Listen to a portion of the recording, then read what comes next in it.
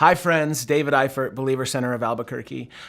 Just wanted to take a quick minute and shoot a video on the idea of forgiveness and abuse. So I'm sure like most of you, I opened Twitter yesterday and was flooded with the hashtag #MeToo. And at first I didn't know what was happening. I didn't know what that meant. And so I went to Google. And so for those of you who don't know, I'm sure most of you do, it was about this guy, Harvey Weinstein. And it kind of started here because there was this huge decade-long scandal of abuse and nobody did anything and nobody said anything. And then this actress, Alyssa Milano, she came out and essentially said that if women who had been sexually harassed or sexually abused would write "Me Too" on their timeline, then maybe people would get an idea of the magnitude of the problem. And I just wanted to say that I was blown away at how many people, even really close to me, how many people had posted that they had been victims of sexual abuse. I was blown away.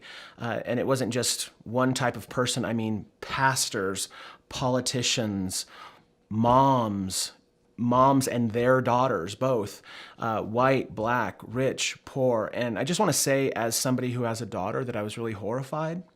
And I just can't imagine living in a culture that would make you feel like you don't have a place to say that. And even in a culture that might, in a lot of ways, blame the victim. But I am so encouraged by something like this because I just think there's freedom in voicing wounds and working as a culture to try to make a place that's really safe for people. It reminds me of what Jesus says in Luke chapter 8 when he says this in verse 17, "For there is nothing hidden that will not be disclosed and nothing concealed that will not be known or brought out into the open." And so I just wanted to take 1 minute and talk about the idea of forgiveness and abuse. So I think a lot of people kind of get confused, especially Christians, when it comes to finding themselves in an abusive situation and how forgiveness plays into that. Like, aren't we supposed to forgive the people when they sin against us? And so just a quick point that I'd like to make when it comes to forgiveness and abuse, and it's this: forgiveness does not mean forgetting. And forgiveness does not mean staying. And forgiveness does not mean being silent. The last thing a pastor would want is for you to feel like because you're a Christian that you have to stay in an abusive situation. That is not the message of Jesus. You think about Nelson Mandela.